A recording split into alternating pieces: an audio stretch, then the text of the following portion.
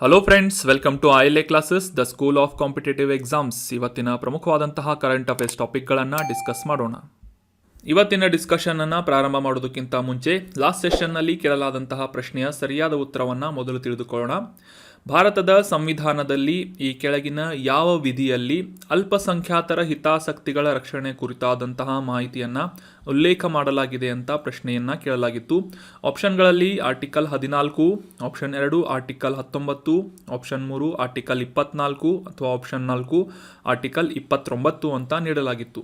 So ಸರಿಯಾದ ಉತ್ತರ ಏನಂತಂದರೆ ಆಪ್ಷನ್ 4 ಆರ್ಟಿಕಲ್ 29. ಭಾರತದ ಸಂವಿಧಾನದ ಆರ್ಟಿಕಲ್ 29ರಲ್ಲಿ ಮುಖ್ಯವಾಗಿ ಈ ಮೈನಾರಿಟೀಸ್ ಅಥವಾ ಈ ಅಲ್ಪಸಂಖ್ಯಾತರ ಹಿತಾಸಕ್ತಿಗಳ ರಕ್ಷಣೆ ಕುರಿತಾದಂತಹ ಮಾಹಿತಿಯನ್ನು ಉಲ್ಲೇಖ ಮಾಡಲಾಗಿದೆ.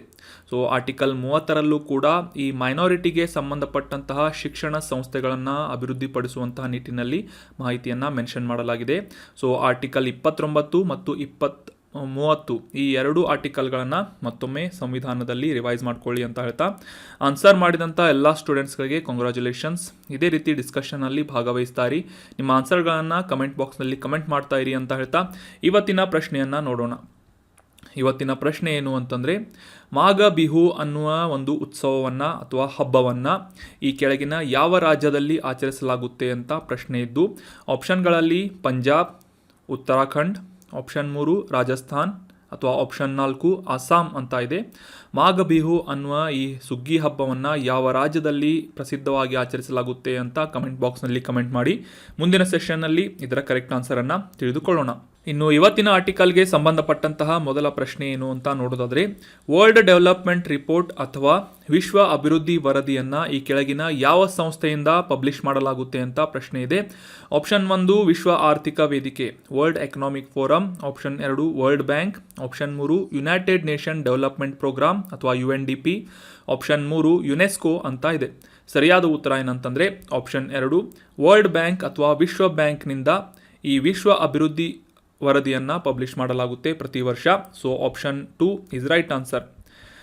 ಮೊದಲಿಗೆ ಕಾಂಟೆಕ್ಸ್ಟನ್ನು ಅರ್ಥ ಮಾಡ್ಕೊಳ್ಳೋದಾದರೆ, ಇತ್ತೀಚೆಗೆ 2023ರ ಈ ವಿಶ್ವ ಅಭಿವೃದ್ಧಿ ವರದಿ ಅನ್ನುವ ರಿಪೋರ್ಟನ್ನು ವಿಶ್ವ ಬ್ಯಾಂಕ್ನಿಂದ ಪ್ರಕಟಿಸಲಾಗಿದೆ.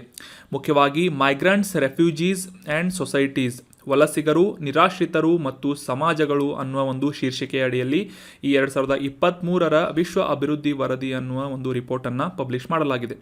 ಸೊ ಹೆಸರಲ್ಲೇ ಸೂಚಿಸುವ ಹಾಗೆ ಮುಖ್ಯವಾಗಿ ಮೈಗ್ರೆಂಟ್ಸ್, ರೆಫ್ಯೂಜೀಸ್ ಮತ್ತು ಸೊಸೈಟಿ ಮೇಲೆ ಮುಖ್ಯವಾದಂತಹ ಫೋಕಸನ್ನು ಈ ವರ್ಷ ಈ ಒಂದು ರಿಪೋರ್ಟ್ನಲ್ಲಿ ಫೋಕಸ್ ಮಾಡಲಾಗಿದ್ದು, ಜಗತ್ತಿನಾದ್ಯಂತ ಸುಮಾರು 2.3% ಜನ ಏನಿದ್ದಾರೆ, ಜನಸಂಖ್ಯೆ ಏನಿದೆ, ಇದು ನಿರಾಶ್ರಿತರಾಗಿದ್ದಾರೆ ಅಥವಾ ವಲಸೆ ಹೋಗಿ ಕೆಲಸ ಮಾಡುವಂತಹ, ಒಂದು ದೇಶದಿಂದ ಮತ್ತೊಂದು ದೇಶಕ್ಕೆ ವಲಸೆ ಹೋಗಿ ಕೆಲಸ ಮಾಡುವಂತಹ ಕಾರ್ಮಿಕರಾಗಿದ್ದಾರೆ ಅಂತ ಸುಮಾರು 184 ಮಿಲಿಯನ್ ಜನರಲ್ಲಿ 37 ಮಿಲಿಯನ್ ಜನರು ನಿರಾಶ್ರಿತರಾಗಿದ್ದಾರೆ ಅಂತ ಕೂಡ ಈ ಒಂದು ವರದಿಯಲ್ಲಿ ಪ್ರಕಟಣೆಯನ್ನು ಮಾಡಲಾಗಿದೆ. ಸೊ ಈ 37 ಮಿಲಿಯನ್ ನಿರಾಶ್ರಿತರು ತಮ್ಮ ರಾಷ್ಟ್ರವನ್ನು ತೊರೆದು ಬೇರೆ ದೇಶಕ್ಕೆ ಹೋಗಿ ವಾಸಿಸ್ತಾ ಇದ್ದಾರೆ ಅಂತ ಈ ಒಂದು ರಿಪೋರ್ಟ್ನಲ್ಲಿ ಪಬ್ಲಿಷ್ ಮಾಡಲಾಗಿದೆ. ಸೊ ಈ ಒಂದು ಶೀರ್ಷಿಕೆ ಕೂಡ examination point of view important ಆಗ್ಬೋದು. ಮೈಗ್ರೆಂಟ್ಸ್, ರೆಫ್ಯೂಜೀಸ್ ಆ್ಯಂಡ್ ಸೊಸೈಟೀಸ್, ವಲಸಿಗರು, ನಿರಾಶ್ರಿತರು ಮತ್ತು ಸಮಾಜಗಳು ಅನ್ನುವ ಒಂದು ಥೀಮನ್ನು ಇಟ್ಕೊಂಡು ಈ ವಿಶ್ವ ಬ್ಯಾಂಕ್ನಿಂದ ವಿಶ್ವ ಅಭಿವೃದ್ಧಿ ವರದಿಯನ್ನು ಪ್ರಕಟಿಸಲಾಗಿದೆ 2023ರ ರಿಪೋರ್ಟ್.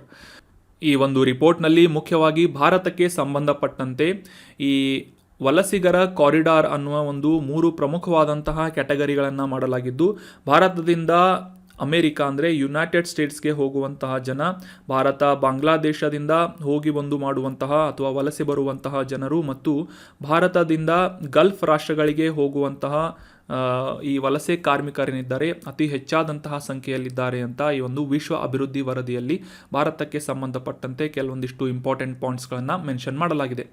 ಸೊ ಇನ್ನು ಈ ಒಂದು ವರದಿಯನ್ನು ಪ್ರಕಟಣೆ ಮಾಡಿದಂತಹ ವಿಶ್ವ ಬ್ಯಾಂಕ್ ಕುರಿತಾದಂತಹ ಮಾಹಿತಿಯನ್ನು ತಿಳ್ಕೊಳ್ಳೋದಾದರೆ, 1944ರ ಬ್ರೆಟನ್ ವುಡ್ಸ್ ಸಮ್ಮೇಳನದಲ್ಲಿ ಇಂಟರ್ನ್ಯಾಷನಲ್ ಮಾನಿಟರಿ ಫಂಡ್ಸ್ ಅನ್ನುವ ಸಂಸ್ಥೆಯೊಂದಿಗೆ ಪ್ರಾರಂಭವಾದಂತಹ ಸಂಸ್ಥೆ ವಿಶ್ವ ಬ್ಯಾಂಕ್ ಅಥವಾ ವರ್ಲ್ಡ್ ಬ್ಯಾಂಕ್ ಆಗಿದೆ.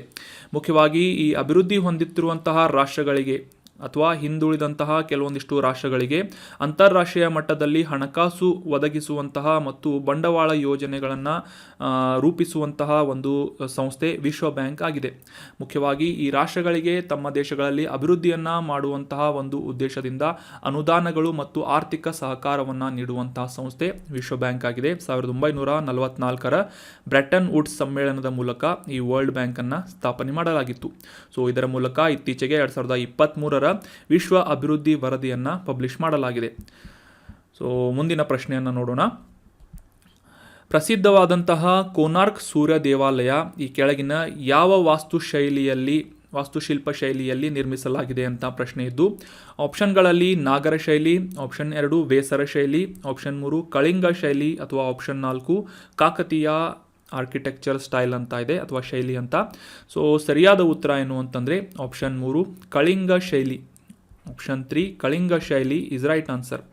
ಸೊ ಪ್ರಸಿದ್ಧ ಕೋನಾರ್ಕ್ ಸೂರ್ಯ ದೇವಾಲಯ ಒಡಿಶಾದಲ್ಲಿದೆ ಅಂತ ನಮಗೆಲ್ಲ ಗೊತ್ತಿರುವಂಥ ವಿಚಾರ. ಸೊ ಅದೇ ಒಂದು ಲಾಜಿಕ್ನ ಮೇಲೆ ಈ ಕಳಿಂಗ ಶೈಲಿ ಅಥವಾ ಕಳಿಂಗ ರಾಜ್ಯವನ್ನು ಒಡಿಶಾ ಅಂತ ಕರೆಯಲಾಗುತ್ತೆ. ಸೊ ಹೀಗಾಗಿ ಕಳಿಂಗ ಶೈಲಿಯಲ್ಲಿ ನಿರ್ಮಾಣವಾದಂತಹ ಒಂದು ದೇವಾಲಯ ಈ ಕೋನಾರ್ಕ್ನಲ್ಲಿರುವಂತಹ ಸೂರ್ಯ ದೇವಾಲಯ ಆಗಿದೆ. So option 3 is right answer. ಮೊದಲಿಗೆ ಈ ಕೋನಾರ್ಕ್ ಸೂರ್ಯ ದೇವಾಲಯ ಯಾಕೆ ನ್ಯೂಸ್ನಲ್ಲಿತ್ತು, ಕಾಂಟೆಕ್ಸ್ಟ್ ಏನು ಅಂತ ಅರ್ಥ ಮಾಡ್ಕೊಳ್ಳೋದಾದರೆ, ಇತ್ತೀಚೆಗೆ ನಮ್ಮ ಭಾರತೀಯ ಪುರಾತತ್ವ ಸರ್ವೇಕ್ಷಣಾ ಇಲಾಖೆ ಅಥವಾ ಆರ್ಕಿಯೋಲಾಜಿಕಲ್ ಸರ್ವೆ ಆಫ್ ಇಂಡಿಯಾ ಈ ಒಂದು ಸಂಸ್ಥೆಯ ಮೂಲಕ ಈ ಕೋನಾರ್ಕ್ ಸೂರ್ಯ ದೇವಾಲಯದ ಒಳಗೆ ಫೋಟೋಗಳನ್ನು ಕ್ಲಿಕ್ಕಿಸಲು ಈ ಛಾಯಾಗ್ರಾಹಕರಿಗೆ ಫೋಟೋಗ್ರಾಫರ್ಗಳಿಗೆ ಪರ್ಮಿಷನ್ ಅಥವಾ ಲೈಸೆನ್ಸನ್ನು ಪಡೆದುಕೊಳ್ಳಲು ಕನಿಷ್ಠ ಪಕ್ಷ ಮೆಟ್ರಿಕ್ಯುಲೇಷನ್ ಪಾಸ್ ಆಗಿರಬೇಕು ಅಂತ ಒಂದು ಅರ್ಹತೆಯನ್ನು ರೂಪಿಸಲಾಗಿತ್ತು, ರೂಲ್ಸನ್ನು ಸೆಟ್ ಮಾಡಲಾಗಿತ್ತು. ಸೊ ಈ ಒಂದು ಅರ್ಹತೆಯ ಮಾನದಂಡವನ್ನು ಪ್ರಶ್ನೆ ಮಾಡುವುದರ ಮೂಲಕ ಒರಿಸ್ಸಾ ಹೈಕೋರ್ಟ್ನಲ್ಲಿ ಸಾಕಷ್ಟು ಅರ್ಜಿಗಳನ್ನು ಈ ಫೋಟೋಗ್ರಾಫರ್ಗಳಿಂದ ಅರ್ಜಿಗಳನ್ನು ಸಲ್ಲಿಸಲಾಗಿದೆ ಅಂತ ನ್ಯೂಸ್ನಲ್ಲಿ ಪಬ್ಲಿಷ್ ಆಗಿತ್ತು. ಸೊ ಹೀಗಾಗಿ ಈ ಕೋನಾರ್ಕ್ ಸೂರ್ಯ ದೇವಾಲಯ ಈ ರೀತಿಯಾಗಿ ನ್ಯೂಸ್ನಲ್ಲಿರೋದ್ರಿಂದ ಎಕ್ಸಾಮಿನೇಷನ್ ಪಾಯಿಂಟ್ ಆಫ್ ವ್ಯೂ ಇದಕ್ಕೆ ಸಂಬಂಧಪಟ್ಟಂತಹ ಐತಿಹಾಸಿಕ ಮತ್ತು ಇದರ ಪ್ರಮುಖ ಒಂದು ಮಹತ್ವವನ್ನು ತಿಳಿದುಕೊಳ್ಳೋದು ಮಹತ್ವದ್ದಾಗಿರುತ್ತೆ. ಸೊ ಹೀಗಾಗಿ ಈ ಕೋನಾರ್ಕ್ ಸೂರ್ಯ ದೇವಾಲಯದ ಕುರಿತಾದಂತಹ ಮಾಹಿತಿಯನ್ನು ತಿಳ್ಕೊಳ್ಳೋದಾದರೆ, 1244ರಲ್ಲಿ ಅಥವಾ 13ನೇ ಶತಮಾನದಲ್ಲಿ ಈ ಪೂರ್ವ ಗಂಗ ರಾಜವಂಶದ ದೊರೆಯಾದಂತಹ ಮೊದಲನೇ ನರಸಿಂಹದೇವ ಇವರಿಂದ ನಿರ್ಮಿಸಲಾದಂತಹ ದೇವಾಲಯ ಈ ಕೋನಾರ್ಕ್ ಸೂರ್ಯ ದೇವಾಲಯ ಆಗಿದೆ. ಸೊ ಪ್ರಸ್ತುತವಾಗಿ ಇದು ಒಡಿಶಾ ರಾಜ್ಯದ ಪುರಿ ಜಿಲ್ಲೆಯಲ್ಲಿ ಕರಾವಳಿಯಲ್ಲಿ ರೂಪಿತವಾದಂತಹ ಅಥವಾ ಸ್ಥಾಪನೆಯಾದಂತಹ ಒಂದು ದೇವಾಲಯ ಕೋನಾರ್ಕ್ ಸೂರ್ಯ ದೇವಾಲಯ ಆಗಿದೆ. ಇತ್ತೀಚೆಗೆ ಅಂತಂದರೆ 1984ರಲ್ಲಿ ವಿಶ್ವ ಪರಂಪರೆಯ ತಾಣದ ಸ್ಥಾನಮಾನವನ್ನು ಕೂಡ ಯುನೆಸ್ಕೋದಿಂದ ಈ ಒಂದು ದೇವಾಲಯಕ್ಕೆ ನೀಡಲಾಗಿತ್ತು. ಸೊ ಹೆಸರಲ್ಲೇ ಸೂಚಿಸುವ ಹಾಗೆ ಸೂರ್ಯದೇವನಿಗೆ ಅರ್ಪಿತವಾದಂತಹ ಒಂದು ದೇವಾಲಯ ಈ ಕೋನಾರ್ಕ್ ಸೂರ್ಯ ದೇವಾಲಯವಾಗಿದ್ದು, ಮುಖ್ಯವಾಗಿ ಒಡಿಶಾ ಶೈಲಿಯ ವಾಸ್ತುಶಿಲ್ಪ ಅಥವಾ ಕಳಿಂಗ ವಾಸ್ತುಶಿಲ್ಪದ ಶೈಲಿಯಲ್ಲಿ ನಿರ್ಮಿಸಲಾದಂತಹ ದೇವಾಲಯ ಈ ಒಂದು ಕೋನಾರ್ಕ್ ಸೂರ್ಯ ದೇವಾಲಯ ಆಗಿದೆ. ಸೊ ಇದರ ಪ್ಲಾಟ್ಫಾರ್ಮ್ ಸುಮಾರು 100 ಅಡಿ ಎತ್ತರದ ಒಂದು ಸಂಕೀರ್ಣದ ಮೇಲೆ ಅಥವಾ ಒಂದು ಕಾಂಪ್ಲೆಕ್ಸನ್ನು ನಿರ್ಮಿಸಲಾಗಿದೆ. ಸೊ ಸೌರ ರಥದ ಅಥವಾ ಈ ಸೂರ್ಯನ ರಥದ ನೋಟವನ್ನು ಹೊಂದಿದಂತಹ ಈ ಒಂದು ದೇವಾಲಯ, ಇದರ ಸುತ್ತಲೂ ಸುಮಾರು 24 ಚಕ್ರಗಳನ್ನು ನಿರ್ಮಿಸಲಾಗಿದ್ದು 6 ಕುದುರೆಗಳಿಂದ ಎಳೆಯುವಂತೆ ಈ ಒಂದು ಸೂರ್ಯ ದೇವಾಲಯವನ್ನು ನಿರ್ಮಾಣ ಮಾಡಲಾಗಿದೆ. ಪೂರ್ವಾಭಿಮುಖವಾಗಿ ನಿರ್ಮಾಣ ಮಾಡಲಾದಂತಹ ಈ ಒಂದು ಸೂರ್ಯ ದೇವಾಲಯ ಸೂರ್ಯೋದಯದ ಮೊದಲ ಕಿರಣಗಳು ಇದರ ಮುಖ್ಯ ದ್ವಾರವನ್ನು ಸ್ಪರ್ಶಿಸುವಂತೆ ಈ ಒಂದು ದೇವಾಲಯವನ್ನು ನಿರ್ಮಾಣ ಮಾಡಲಾಗಿದೆ. ಸೊ ಆಗಲೇ ತಿಳಿಸಲಾದಂತಹ ಈ 24 ಚಕ್ರಗಳೇನಿದ್ದಾವೆ, ಸೊ ಇವುಗಳು ಸನ್ ಡಯಲ್ಗಳಾಗಿ ಕೆಲಸ ಮಾಡ್ತಾ ಇದ್ದು ಸಮಯದ ನಿಖರವಾದಂತಹ ಒಂದು ನಿಮಿಷದ ಲೆಕ್ಕದಲ್ಲಿ ನಿಖರವಾದಂತಹ ಸಮಯವನ್ನು ಸೂಚಿಸುವಂತೆ ಈ ಒಂದು ಚಕ್ರಗಳನ್ನು ಸುತ್ತಲೂ ನಿರ್ಮಿಸಲಾಗಿದೆ. ದೇವಾಲಯವನ್ನು ಗಾಢ ಕಪ್ಪು ಬಣ್ಣದ ಬಂಡೆಗಳಿಂದ ಖೋಂಡಾಲೈಟ್ ಅನ್ನುವ ಹೆಸರಿನ ಬಂಡೆಗಳಿಂದ ನಿರ್ಮಾಣ ಮಾಡಲಾಗಿದ್ದು, ಸೊ ಈ ಒಂದು ಗಾಢ ಬಣ್ಣದ ಕಪ್ಪು ಬಂಡೆಗಳಿಂದಾಗಿ ಇವುಗಳನ್ನು ಈ ಒಂದು ದೇವಾಲಯವನ್ನು ಕಪ್ಪು ಪಗೋಡ ಅಥವಾ ಬ್ಲ್ಯಾಕ್ ಪಗೋಡ ಅಂತ ಗುರುತಿಸಲಾಗುತ್ತದೆ. ಸೊ ನೆನ್ಪಿಟ್ಕೊಳ್ಳಿ, ಕೋನಾರ್ಕ್ ಸೂರ್ಯ ದೇವಾಲಯವನ್ನು ಬ್ಲ್ಯಾಕ್ ಪಗೋಡ ಅನ್ನುವ ಹೆಸರಿನಿಂದ ಕೂಡ ಗುರುತಿಸಲಾಗುತ್ತದೆ. ಸೊ ವಾರ್ಷಿಕವಾಗಿ ಚಂದ್ರಭಾಗ ಉತ್ಸವವನ್ನು ಫೆಬ್ರವರಿ ತಿಂಗಳಲ್ಲಿ ಆಚರಿಸ್ತಾ ಇದ್ದು, ಸೊ ಈ ಕೋನಾರ್ಕ್ ಸೂರ್ಯ ದೇವಾಲಯದ ಜಾತ್ರೆ ಅಥವಾ ಆರಾಧನೆಯನ್ನು ಈ ಒಂದು ಸಂದರ್ಭದಲ್ಲಿ ನಡೆಸಲಾಗುತ್ತೆ. ಸೊ ಚಂದ್ರಭಾಗ ಉತ್ಸವ ಇದು ಕೋನಾರ್ಕ್ ಸೂರ್ಯ ದೇವಾಲಯಕ್ಕೆ ಸಂಬಂಧಪಟ್ಟಿದೆ ಅಂತ ನೆನ್ಪಿಟ್ಕೊಳ್ಳಿ. ಸೊ ಇಲ್ಲಿ ತಿಳಿಸಲಾದಂತಹ ಈ ಒಂದು 24 ಚಕ್ರಗಳು, ಈ ರೀತಿಯಾದಂತಹ ಚಕ್ರಗಳು ಈ ಒಂದು ಕಾಂಪ್ಲೆಕ್ಸ್ ಅಥವಾ ಈ ಒಂದು ದೇವಾಲಯದ ಸುತ್ತಲೂ ನಿರ್ಮಾಣ ಮಾಡಲಾಗಿದ್ದು ಇವುಗಳಲ್ಲಿ 8 ದೊಡ್ಡ ಮುಳ್ಳುಗಳು ಮತ್ತು 8 ಸಣ್ಣ ಮುಳ್ಳುಗಳನ್ನು ನೀವು ಈ ಒಂದು ಇಮೇಜ್ನಲ್ಲಿ ಗುರುತಿಸಬಹುದಾಗಿದೆ. ಸೊ ಈ 8 ಚಕ್ರಗಳ ಮೂಲಕ 24 ತಾಸಿನ ಒಂದು ಸಮಯವನ್ನು ನಿಮಿಷದ ಲೆಕ್ಕದಲ್ಲಿ ನಿಖರವಾಗಿ ಸೂಚಿಸುವಂತೆ ಈ ಒಂದು ದೇವಾಲಯವನ್ನು ಮತ್ತು ಇದರ ಸುತ್ತಮುತ್ತಲೂ ಇರುವಂತಹ ಚಕ್ರಗಳನ್ನು ನಿರ್ಮಾಣ ಮಾಡಲಾಗಿದೆ. So that was about Konark Surya ದೇವಾಲಯ. ಇದಕ್ಕೆ ಸಂಬಂಧಪಟ್ಟಂತಹ ಎಲ್ಲ ಮಾಹಿತಿಗಳನ್ನು ನೋಟ್ ಮಾಡಿ ಇಟ್ಕೊಳ್ಳಿ, ಎಕ್ಸಾಮ್ನಲ್ಲಿ ಬಂದರೂ ಬರ್ಬೋದು. ಇನ್ನು ಮುಂದಿನ ಆರ್ಟಿಕಲ್ಗೆ ಸಂಬಂಧಪಟ್ಟಂತಹ ಪ್ರಶ್ನೆ ಏನು ಅಂತ ನೋಡೋದಾದರೆ, ಭಾರತದಲ್ಲಿ ಅತಿ ದೊಡ್ಡ ಉಪ್ಪು ನೀರಿನ ಸರೋವರ ಯಾವುದು ಅಂತ ಪ್ರಶ್ನೆ ಇದೆ. ಆಪ್ಷನ್ಗಳಲ್ಲಿ ಚಿಲ್ಕಾ, ಆಪ್ಷನ್ 2 ಕೊಲ್ಲೇರು, ಆಪ್ಷನ್ 3 ವೋಲಾರ್ ಅಥವಾ ಆಪ್ಷನ್ 4 ಪುಲಿಕಾಟ್ ಅಂತ ಇದೆ. ಸರಿಯಾದ ಉತ್ತರ ಆಪ್ಷನ್ 1 ಚಿಲ್ಕಾ ಸರೋವರ ಭಾರತದಲ್ಲಿ ಅತಿ ದೊಡ್ಡದಾದಂತಹ ಉಪ್ಪು ನೀರಿನ ಸರೋವರ ಆಗಿದೆ. Option 1 is right answer.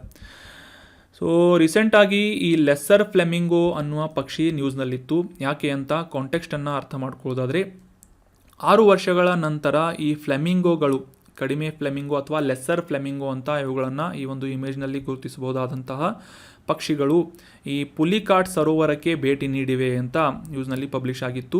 So ಹೀಗಾಗಿ ಈ ಲೆಸ್ಸರ್ ಫ್ಲೆಮಿಂಗೋ ಮತ್ತು ಪುಲಿಕಾಟ್ ಸರೋವರದ ಕುರಿತಾದಂತಹ ಕೆಲವೊಂದಿಷ್ಟು ಪ್ರಮುಖ ಮಾಹಿತಿಗಳನ್ನು ಈ ಒಂದು ಆರ್ಟಿಕಲ್ನಲ್ಲಿ ಡಿಸ್ಕಸ್ ಮಾಡೋಣ. ಮೊದಲಿಗೆ ಫ್ಲೆಮಿಂಗೋಗಳ ಬಗ್ಗೆ ತಿಳ್ಕೊಳ್ಳೋದಾದರೆ, ಲೆಸ್ಸರ್ ಫ್ಲೆಮಿಂಗೋ, ಗ್ರೇಟರ್ ಫ್ಲೆಮಿಂಗೋ ಅಂತ ಇವುಗಳ ಒಂದು ಸೈಜ್ನ ಮೇಲೆ ಅಥವಾ ಇವುಗಳ ಒಂದು ಆಕಾರದ ಮೇಲೆ, ಒಂದು ಗಾತ್ರದ ಮೇಲೆ ಇವುಗಳನ್ನು ಗುರುತಿಸಲಾಗುತ್ತೆ. ಸದ್ಯಕ್ಕೆ ನಾವು ಲೆಸ್ಸರ್ ಫ್ಲೆಮಿಂಗೋ ಪಕ್ಷಿಯ ಮೇಲೆ ಫೋಕಸ್ ಮಾಡೋದಾದರೆ, ಮುಖ್ಯವಾಗಿ ಈ ಫ್ಲೆಮಿಂಗೋ ಜಾತಿಗಳಲ್ಲಿ ಕಂಡುಬರುವಂತಹ ಅತಿ ಚಿಕ್ಕದಾದಂತಹ ಫ್ಲೆಮಿಂಗೋಗಳು ಲೆಸ್ಸರ್ ಫ್ಲೆಮಿಂಗೋಗಳು ಅಂತ ಇವುಗಳನ್ನು ಗುರುತಿಸಲಾಗುತ್ತೆ.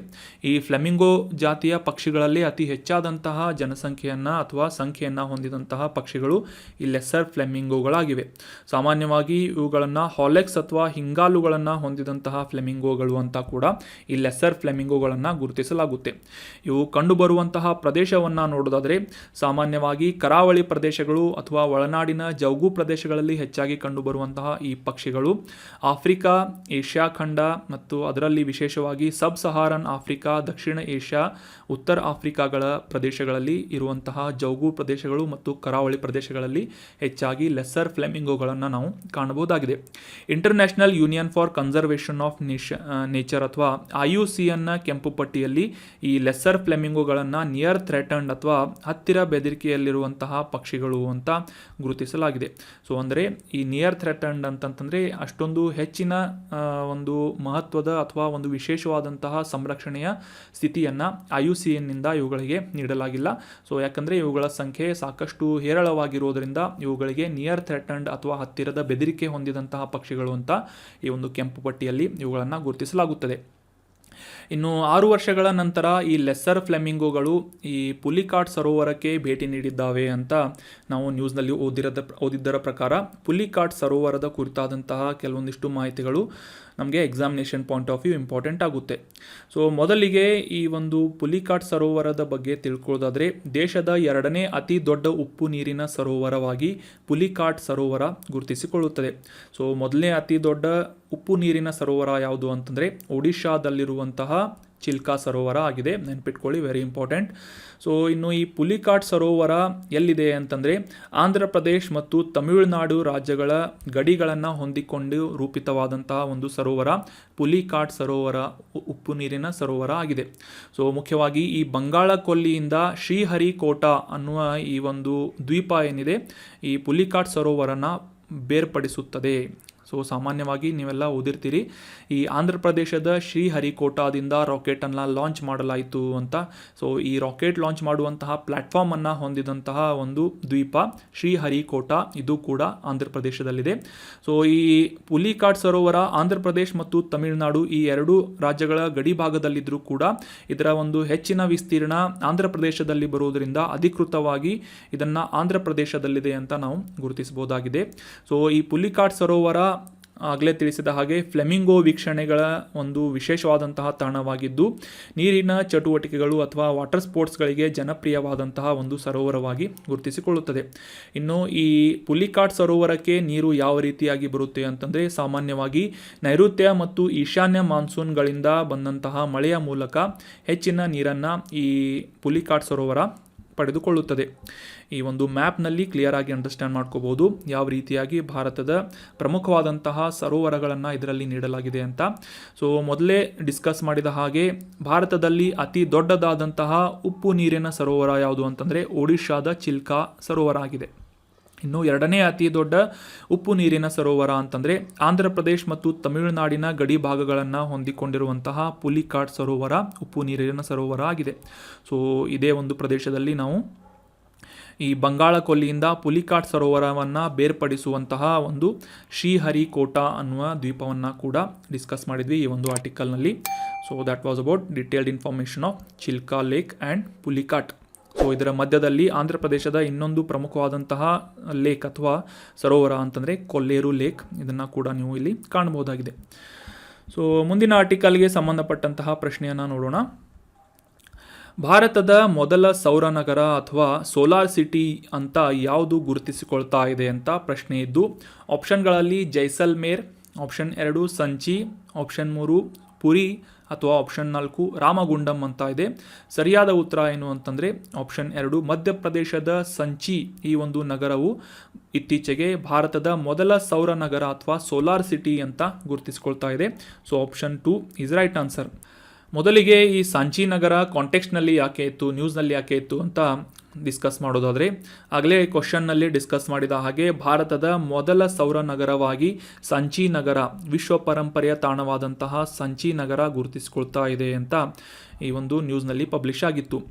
ಸೊ ಈ ಒಂದು ಸೋಲಾರ್ ಸಿಟಿ ಅಂತ ಕರೆಸಿಕೊಳ್ಳುವುದಕ್ಕೆ ಮುಖ್ಯ ಕಾರಣ ಏನು ಅಂತಂದರೆ, ಈ ಒಂದು ನಗರಕ್ಕೆ ಪೂರೈಕೆ ಆಗುವಂತಹ ವಿದ್ಯುತ್ ಸಂಪೂರ್ಣವಾಗಿ ಸೌರಶಕ್ತಿಯಿಂದ ಉತ್ಪಾದನೆಯಾದಂತಹ ವಿದ್ಯುತ್ ಆಗಿದ್ದು, ಈ ಒಂದು ಕಾರಣಕ್ಕಾಗಿ ಸೋಲಾರ್ ಸಿಟಿ ಅಂತ, ಭಾರತದ ಮೊದಲ ಸೋಲಾರ್ ಸಿಟಿ ಅಂತ ಸಂಚಿ ನಗರವನ್ನು ಗುರುತಿಸಲಾಗ್ತಾ ಇದೆ. ಆಲ್ರೆಡಿ ಫೇಮಸ್ ಆದಂತಹ ವಿಶ್ವ ಪರಂಪರೆಯ ತಾಣವಾದಂತಹ ಸಂಚಿ ಸಿಟಿಗೆ ಈಗ ಇನ್ನೊಂದು ಗರಿಯನ್ನು ಸೇರಿಸಲಾಗಿದೆ ಅಂತ ನಾವು ಅರ್ಥ ಮಾಡ್ಕೋಬೋದಾಗಿದೆ. ಸೊ ಇನ್ನು ಈ ಸಂಚಿ ನಗರದ ಮಹತ್ವ ಮತ್ತು ಇದರ ಲೊಕೇಶನನ್ನು ಎಕ್ಸಾಕ್ಟಾಗಿ ತಿಳ್ಕೊಳ್ಳೋದಾದರೆ, ಮಧ್ಯಪ್ರದೇಶದ ರೈಸಿನ್ ಜಿಲ್ಲೆಯಲ್ಲಿ ಬೆಟ್ವಾ ನದಿಯ ಪಶ್ಚಿಮದಲ್ಲಿರುವಂತಹ ಮಲೆನಾಡಿನ ಪ್ರಸ್ಥಭೂಮಿಯಾಗಿ ಸಂಚಿ ನಗರ ಗುರುತಿಸಿಕೊಳ್ಳುತ್ತದೆ. ಸೊ ಇದಕ್ಕೆ ಸಂಬಂಧಪಟ್ಟಂತಹ ಸಾಕಷ್ಟು ಐತಿಹಾಸಿಕ ಮತ್ತು ಈ ಒಂದು ಪ್ರಾಚೀನವಾದಂತಹ ಕೆಲವೊಂದಿಷ್ಟು ವಿಶೇಷ ಮಾಹಿತಿಗಳನ್ನು ಈ ಒಂದು ಸ್ಲೈಡ್ನಲ್ಲಿ ಡಿಸ್ಕಸ್ ಮಾಡೋಣ. ಸೊ ಐತಿಹಾಸಿಕ ಮತ್ತು ಪುರಾತತ್ವ ಶಾಸ್ತ್ರದ ಮಹತ್ವವನ್ನು ಹೊಂದಿದಂತಹ ಧಾರ್ಮಿಕ ಸ್ಥಳವಾಗಿ, ಅದರಲ್ಲೂ ಮುಖ್ಯವಾಗಿ ಬೌದ್ಧ ಧರ್ಮಕ್ಕೆ ಸಂಬಂಧಪಟ್ಟಂತಹ ಸಾಕಷ್ಟು ಸ್ಮಾರಕಗಳನ್ನು ಹೊಂದಿದಂತಹ ಒಂದು ಪ್ರದೇಶ ಅಥವಾ ಸ್ಥಳ ಸಂಚಿ ಅನ್ನುವ ಸ್ಥಳ ಆಗಿದೆ. 1989ರಲ್ಲಿ ಯುನೆಸ್ಕೋ ವಿಶ್ವ ಪರಂಪರೆಯ ತಾಣ ಅಂತ ಕೂಡ ಈ ಒಂದು ಸಂಚಿ ನಗರವನ್ನು ಗುರುತಿಸಲಾಗಿತ್ತು. ಮುಖ್ಯವಾಗಿ 1ನೇ ಮತ್ತು 2ನೇ ಶತಮಾನದಲ್ಲಿ, ಕ್ರಿಸ್ತಪೂರ್ವ 1ನೇ ಮತ್ತು 2ನೇ ಶತಮಾನದಲ್ಲಿ ಸ್ಥಾಪಿಸಲಾದಂತಹ ಈ ಸಂಚಿಯ ಬೌದ್ಧ ಸ್ಮಾರಕಗಳಾದಂತಹ ಏಕಶಿಲೆಯ ಕಂಬಗಳಾಗಿರ್ಬೋದು, ಅರಮನೆಗಳು, ದೇವಾಲಯಗಳು, ಮಠಗಳು, ಈ ರೀತಿಯಾದಂತಹ ಸಾಕಷ್ಟು ಐತಿಹಾಸಿಕ ಮಹತ್ವ ಮತ್ತು ಪುರಾತತ್ವ ಶಾಸ್ತ್ರದ ಮಹತ್ವವನ್ನು ಹೊಂದಿದಂತಹ ಈ ಒಂದು ಪ್ರದೇಶವನ್ನು ಸಂರಕ್ಷಣೆಯನ್ನು ಕೂಡ ಭಾರತ ಸರ್ಕಾರದಿಂದ ಮತ್ತು ಈ ಒಂದು ಯುನೆಸ್ಕೋದಿಂದ ಮಾಡಲಾಗ್ತಾ ಇದೆ. ಸೊ ಅಷ್ಟೇ ಅಲ್ಲದೆ ಈ ಒಂದು ಸಂಚಿಯಲ್ಲಿ ಪ್ರಮುಖವಾಗಿ ಗುರುತಿಸಲಾಗುವಂತಹ ಮೌರ್ಯ ಚಕ್ರವರ್ತಿ ಅಶೋಕನಿಂದ ಸ್ಥಾಪಿಸಲಾದಂತಹ ಕ್ರಿಸ್ತಪೂರ್ವ 3ನೇ ಶತಮಾನದಲ್ಲಿ ಸ್ಥಾಪಿಸಲಾದಂತಹ ಈ ಒಂದು ಸಂಚಿ ಸ್ತೂಪ ಅತಿ ಫೇಮಸ್ ಆದಂತಹ ಒಂದು ಸ್ಥಳವಾಗಿದೆ. ಸೊ ಈ ಒಂದು ಸಂಚಿ ಸ್ತೂಪದಲ್ಲಿ ಬುದ್ಧ ಮತ್ತು ಆತನ ಪ್ರಮುಖವಾದಂತಹ ಪ್ರಿಯ ಶಿಷ್ಯರ ಧಾರ್ಮಿಕ ಅವಶೇಷಗಳನ್ನು ಕೂಡ ಪ್ರತಿಷ್ಠಾಪನೆ ಮಾಡಿ ಪೂಜಿಸಲಾಗುತ್ತೆ ಬೌದ್ಧ ಧರ್ಮದ ಫಾಲೋವರ್ಗಳಿಂದ. ಸೊ ಹೀಗಾಗಿ ಸಂಚಿ ಸ್ತೂಪ ನೆನ್ಪಿಟ್ಕೊಳ್ಳಿ, 3ನೇ ಶತಮಾನದಲ್ಲಿ ಅಶೋಕ ಚಕ್ರವರ್ತಿಯಿಂದ ಸ್ಥಾಪಿತವಾದಂತಹ ಸ್ತೂಪ ಸಂಚಿ ಸ್ತೂಪ ಆಗಿದೆ. ಸೊ ಇತ್ತೀಚೆಗೆ ಕಾಂಟೆಕ್ಸ್ಟನ್ನು ಮರಿಬೇಡಿ, ಸಂಚಿ ಅನ್ನುವ ನಗರ ಯಾಕೆ ನ್ಯೂಸ್ನಲ್ಲಿತ್ತು ಅಂತಂದರೆ, ಇದು ಭಾರತದ ಮೊದಲ ಸೋಲಾರ್ ಸಿಟಿ ಅಥವಾ ಸೌರ ನಗರ ಅಂತ ಗುರುತಿಸಿಕೊಳ್ತಾ ಇದೆ. ಯಾಕಂದರೆ ಇಲ್ಲಿ ಪೂರೈಕೆಯಾಗುವಂತಹ ಎಲ್ಲ ವಿದ್ಯುತ್ ಕೂಡ ಸೌರಶಕ್ತಿಯಿಂದ ಉತ್ಪಾದನೆ ಮಾಡಲಾದಂತಹ ಒಂದು ವಿದ್ಯುತ್ ಆಗಿದೆ ಅಂತ ನಾವು ಡಿಸ್ಕಸ್ ಮಾಡಿದ್ವಿ. ಇನ್ನು ಮುಂದಿನ ಆರ್ಟಿಕಲ್ಗೆ ಸಂಬಂಧಪಟ್ಟಂತಹ ಪ್ರಶ್ನೆಯನ್ನು ನೋಡೋದಾದರೆ, ಈ ಕೆಳಗಿನ ದೇಶಗಳ ಪಟ್ಟಿಯಲ್ಲಿ ಯಾವ ದೇಶ ಬಾಲ್ಟಿಕ್ ದೇಶವಲ್ಲ ಅಂತ ಗುರುತಿಸಬೇಕಾಗಿದೆ. ಬಾಲ್ಟಿಕ್ ದೇಶಗಳು ಅಂತ ನಾವು ಸಾಮಾನ್ಯವಾಗಿ ಜಾಗ್ರಫಿಯಲ್ಲಿ ಅಥವಾ ಇಂಟರ್ನ್ಯಾಷನಲ್ ರಿಲೇಷನ್ಗೆ ಸಂಬಂಧಪಟ್ಟಂತಹ ಮಾಹಿತಿಗಳಲ್ಲಿ ಡಿಸ್ಕಸ್ ಮಾಡಿರ್ತೇವೆ. ಸೊ ಹೀಗಾಗಿ ಬಾಲ್ಟಿಕ್ ದೇಶವಲ್ಲದ ಒಂದು ದೇಶವನ್ನು ಗುರುತಿಸಬೇಕಾಗಿದೆ ಈ ಒಂದು ಲಿಸ್ಟ್ನಲ್ಲಿ. ಆಪ್ಷನ್ 1 ಎಸ್ಟೋನಿಯಾ, ಆಪ್ಷನ್ 2 ಲತ್ವಿಯಾ, ಆಪ್ಷನ್ 3 ಲಿಥುವಾನಿಯಾ ಅಥವಾ ಆಪ್ಷನ್ 4 ಸ್ವೀಡನ್ ಅಂತ ಇದೆ. ಸೊ ಸರಿಯಾದ ಉತ್ತರ ಏನು ಅಂತಂದರೆ ಆಪ್ಷನ್ 4 ಸ್ವೀಡನ್ ದೇಶವನ್ನು ಹೊರತುಪಡಿಸಿ ಎಸ್ಟೋನಿಯಾ, ಲತ್ವಿಯಾ, ಲಿಥುವಾನಿಯಾ ಈ 3 ದೇಶಗಳು ಕೂಡ ಬಾಲ್ಟಿಕ್ ದೇಶಗಳಾಗಿವೆ. So option 4 is right answer. ಇತ್ತೀಚೆಗೆ ಈ ಬಾಲ್ಟಿಕ್ ಸಮುದ್ರ ನ್ಯೂಸ್ನಲ್ಲಿತ್ತು. ಯಾಕೆ ಅಂತ ಕಾಂಟೆಕ್ಸ್ಟನ್ನು ಅರ್ಥ ಮಾಡ್ಕೊಳ್ಳೋದಾದರೆ, 3 ರಷ್ಯಾದ ಮಿಲಿಟರಿ ವಿಮಾನಗಳು ಈ ಒಂದು ಬಾಲ್ಟಿಕ್ ಸಮುದ್ರದ ಮೇಲ್ಗಡೆ ವಿಚಕ್ಷಣ ಅಥವಾ ಸ್ಥಳಾನ್ವೇಷಣೆ ಮಾಡ್ತಾಯಿದ್ವು ಅಥವಾ ಸರ್ವೇಲೆನ್ಸನ್ನು ಮಾಡ್ತಾಯಿದ್ವು. ಈ ಒಂದು ಪ್ರಕ್ರಿಯೆಯನ್ನು ಜರ್ಮನಿ ಮತ್ತು ಬ್ರಿಟನ್ ದೇಶದ ಸಶಸ್ತ್ರ ಪಡೆಗಳಿಂದ ತಡೆ ಹಿಡಿದು ನಿಲ್ಲಿಸಲಾಗಿದೆ. ಈ ಒಂದು 3 ಮಿಲಿಟರಿ ವಿಮಾನಗಳನ್ನು ತಡೆಯಲಾಗಿದೆ ಅಂತ ನ್ಯೂಸ್ನಲ್ಲಿ ಪಬ್ಲಿಷ್ ಆಗಿತ್ತು. ಹೀಗಾಗಿ ಬಾಲ್ಟಿಕ್ ಸಮುದ್ರ ನ್ಯೂಸ್ನಲ್ಲಿರುವುದರಿಂದ ಇದಕ್ಕೆ ಸಂಬಂಧಪಟ್ಟಂತಹ ಕೆಲವೊಂದಿಷ್ಟು ಮ್ಯಾಪಿಂಗ್ ರಿಲೇಟ್ ಆದಂತಹ ಪ್ರಮುಖವಾದಂತಹ ಅಂಶಗಳನ್ನು ಮತ್ತು ಮಾಹಿತಿಯನ್ನು ತಿಳಿದುಕೊಳ್ಳೋಣ. ಬಾಲ್ಟಿಕ್ ಸಮುದ್ರ ಮುಖ್ಯವಾಗಿ ಉತ್ತರ ಯುರೋಪ್ ಪ್ರದೇಶದಲ್ಲಿ ಗುರುತಿಸಿಕೊಳ್ಳುವಂತಹ ಅಟ್ಲಾಂಟಿಕ್ ಸಾಗರದ ಒಂದು ಭಾಗವಾಗಿ ಬಾಲ್ಟಿಕ್ ಸಿ ಗುರುತಿಸಿಕೊಳ್ಳುತ್ತದೆ. ಇದರ ಒಂದು ನೆರೆಹೊರೆಯ ರಾಷ್ಟ್ರಗಳು ಅಂದರೆ ಈ ಬಾಲ್ಟಿಕ್ ಸಮುದ್ರ ಯಾವ ರಾಷ್ಟ್ರಗಳೊಂದಿಗೆ ತನ್ನ ಗಡಿಗಳನ್ನು ಹಂಚಿಕೊಳ್ಳುತ್ತೆ ಅನ್ನೋದು examination point of view important ಆಗುತ್ತೆ. ಹೀಗಾಗಿ ಈ ಒಂದು ಮ್ಯಾಪ್ನಲ್ಲಿ ಕ್ಲಿಯರ್ ಆಗಿ ನಾವು ಈ ಒಂದು ಬಾಲ್ಟಿಕ್ ಸಮುದ್ರದ ಮತ್ತು ಅದರ ನೆರೆಹೊರೆಯ ಕರಾವಳಿಯನ್ನು ಹಂಚಿಕೊಳ್ಳುವಂತಹ ದೇಶಗಳ ಹೆಸರುಗಳನ್ನು ನೋಡೋಣ. ಬಾಲ್ಟಿಕ್ ಸಮುದ್ರ ಇದು ಈ ಒಂದು ಅಟ್ಲಾಂಟಿಕ್ ಮಹಾಸಾಗರದ ಭಾಗವಾಗಿದೆ ಅಂತ ನಾವು ಅಂಡರ್ಸ್ಟ್ಯಾಂಡ್ ಮಾಡ್ಕೊಂಡ್ವಿ. ಯುರೋಪ್ನ ಉತ್ತರ ಭಾಗದಲ್ಲಿರುವಂತಹ ಬಾಲ್ಟಿಕ್ ಸಮುದ್ರ ಅಂತ ಕೂಡ ತಿಳ್ಕೊಂಡ್ವಿ. ಇನ್ನು ನೆರೆಹೊರೆಯ ರಾಷ್ಟ್ರಗಳು ಅಂತಂದರೆ ಸ್ವೀಡನ್ ದೇಶ, ಫಿನ್ಲ್ಯಾಂಡ್ ದೇಶ, Estonia, Latvia, Lithuania, Russia, Poland, Germany, Denmark ಈ ರೀತಿಯಾದಂತಹ 9 ರಾಷ್ಟ್ರಗಳಿಂದ ಸುತ್ತುವರೆದಂತಹ ಒಂದು ಸಮುದ್ರ ಬಾಲ್ಟಿಕ್ ಸಮುದ್ರ ಆಗಿದೆ. ಇಲ್ಲಿ ನೀವು ಗಮನಿಸಬಹುದು, ಇಲ್ಲಿ ಕೊಲ್ಲಿಗಳನ್ನು ಅಥವಾ ಗಲ್ಫ್ಗಳನ್ನು ಕೂಡ ನೀವು ಗುರುತಿಸಬಹುದು. ಬಾಲ್ಟಿಕ್ ಸಮುದ್ರದಲ್ಲಿ ಹೊಂದಿಕೊಂಡಂತಹ 3 ಪ್ರಮುಖವಾದಂತಹ ಗಲ್ಫ್ಗಳು ಅಂತಂದರೆ gulf of Bothnia, gulf of Finland ಮತ್ತು ಈ ಲತ್ವಿಯಾದ ರಾಜಧಾನಿಯಾದಂತಹ ಈ ರೇಗಾ ಅನ್ನುವ ನಗರ ಕೂಡ ಇಲ್ಲಿ ಕೂಡ ಒಂದು ಗಲ್ಫ್ ಕ್ರಿಯೇಟ್ ಆಗುತ್ತೆ. ಇದನ್ನು ಗಲ್ಫ್ ಆಫ್ ರಿಗಾ ಅಂತ ಕೂಡ ಗುರುತಿಸಲಾಗುತ್ತೆ. ಮ್ಯಾಪ್ನಲ್ಲಿ ನೋಡಿದ ಹಾಗೆ ಈ ಸ್ಕ್ಯಾಂಡಿನೇವಿಯನ್ ಪೆನಿನ್ಸುಲಾವನ್ನು ಸಪ್ರೇಟ್ ಮಾಡುವಂತಹ, ಯುರೋಪ್ನಿಂದ ಸಪ್ರೇಟ್ ಮಾಡುವಂತಹ ಸಮುದ್ರ ಬಾಲ್ಟಿಕ್ ಸಮುದ್ರವಾಗಿ ಗುರುತಿಸಿಕೊಳ್ಳುತ್ತದೆ. ಈ ಬಾಲ್ಟಿಕ್ ಸಮುದ್ರಕ್ಕೆ ಸುಮಾರು 250ಕ್ಕೂ ಹೆಚ್ಚು ನದಿಗಳು, ತೊರೆಗಳಿಂದ ನೀರನ್ನು ಪಡೆಯುವುದರಿಂದ ತಾಜಾ ನೀರಿನ ಒಳಹರಿವು ಈ ಒಂದು ಬಾಲ್ಟಿಕ್ ಸಮುದ್ರಕ್ಕೆ ಹೆಚ್ಚಾಗಿದೆ. ಅಷ್ಟೇ ಅಲ್ಲದೆ ಒಂದು ಸಮುದ್ರದ ಆಳ ಕೂಡ ಕಡಿಮೆ ಇರುವುದರಿಂದ ಜಗತ್ತಿನಾದ್ಯಂತ ಇರುವಂತಹ ಸಮುದ್ರ ಸಾಗರಗಳಿಗೆ ಕಂಪೇರ್ ಮಾಡಿದರೆ ಅತಿ ಕಡಿಮೆಯಾದಂತಹ ಲವಣಾಂಶವನ್ನು ಹೊಂದಿದಂತಹ ಸಮುದ್ರ ಬಾಲ್ಟಿಕ್ ಸಮುದ್ರವಾಗಿ ಗುರುತಿಸಿಕೊಳ್ಳುತ್ತೆ. ಇದರರ್ಥ ಏನು ಅಂತಂದರೆ ಈ ಒಂದು ಬಾಲ್ಟಿಕ್ ಸಮುದ್ರದ ನೀರು ಹೆಚ್ಚು ಉಪ್ಪನ್ನು ಹೊಂದಿಲ್ಲ ಅಥವಾ ಉಪ್ಪಿನ ಅಂಶ ಕಡಿಮೆ ಇದೆ ಅಂತ ನಾವು ಅಂಡರ್ಸ್ಟ್ಯಾಂಡ್ ಮಾಡ್ಕೋಬೋದಾಗಿದೆ.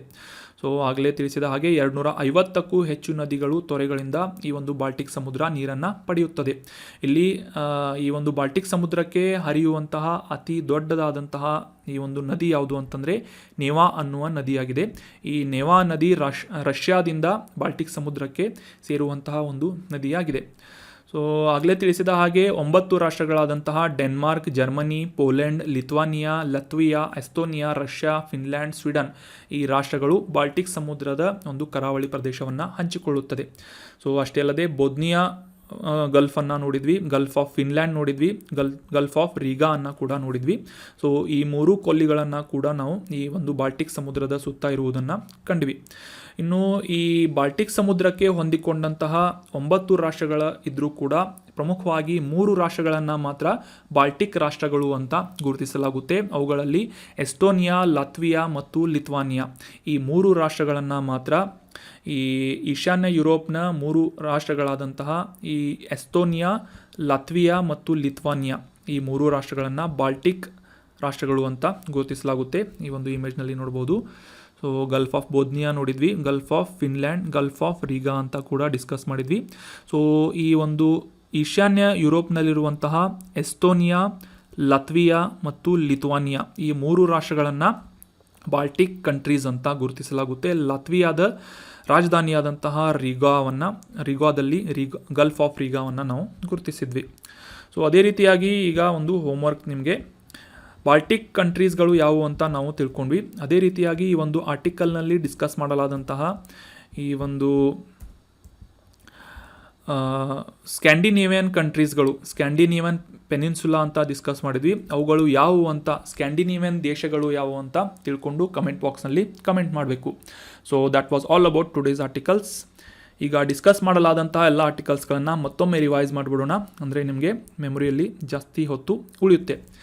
ಸೊ ಮೊದಲನೇ ಆರ್ಟಿಕಲ್ನಲ್ಲಿ ನಾವು ವಿಶ್ವ ಅಭಿವೃದ್ಧಿ ವರದಿ ಎನ್ನುವ 2023 ಆವೃತ್ತಿಯ ರಿಪೋರ್ಟನ್ನು ವಿಶ್ವ ಬ್ಯಾಂಕ್ನಿಂದ ಪಬ್ಲಿಷ್ ಮಾಡಲಾಗಿದೆ. ಮುಖ್ಯವಾಗಿ ವಲಸಿಗರು, ನಿರಾಶ್ರಿತರು, ಸಮಾಜಗಳು ಅನ್ನುವ ಒಂದು ಶೀರ್ಷಿಕೆಯ ಅಡಿಯಲ್ಲಿ 2023 ಈ ರಿಪೋರ್ಟನ್ನು ಪಬ್ಲಿಷ್ ಮಾಡಲಾಗಿದೆ ಅಂತ ಡಿಸ್ಕಸ್ ಮಾಡಿದ್ವಿ. ನಂತರದ ಆರ್ಟಿಕಲ್ನಲ್ಲಿ ಈ ಕೋನಾರ್ಕ್ ಸೂರ್ಯ ದೇವಾಲಯ, ಒಡಿಶಾದಲ್ಲಿರುವಂತಹ ಈ ಒಂದು ಸೂರ್ಯ ದೇವಾಲಯ ಮತ್ತು ಇದರ ವಿಶೇಷತೆಗಳ ಕುರಿತಾದಂತಹ ಕೆಲವೊಂದಿಷ್ಟು ಇಂಪಾರ್ಟೆಂಟ್ ಮಾಹಿತಿಗಳನ್ನು ಡಿಸ್ಕಸ್ ಮಾಡಿದ್ವಿ. ನಂತರದ ಆರ್ಟಿಕಲ್ನಲ್ಲಿ ಈ ಲೆಸ್ಸರ್ ಫ್ಲೆಮಿಂಗೋ ಕುರಿತಾದಂತಹ ಮಾಹಿತಿ ಮತ್ತು ಭಾರತದ 2ನೇ ಅತಿ ದೊಡ್ಡದಾದಂತಹ ಉಪ್ಪು ನೀರಿನ ಸರೋವರವಾದಂತಹ ಈ ಪುಲಿಕಾಟ್ ಸರೋವರದ ಕುರಿತಾದಂತಹ ಮಾಹಿತಿ ಮತ್ತು ಮ್ಯಾಪಿಂಗ್ ರಿಲೇಟ್ ಆದಂತಹ ಮಾಹಿತಿಗಳನ್ನು ಡಿಸ್ಕಸ್ ಮಾಡಿದ್ವಿ.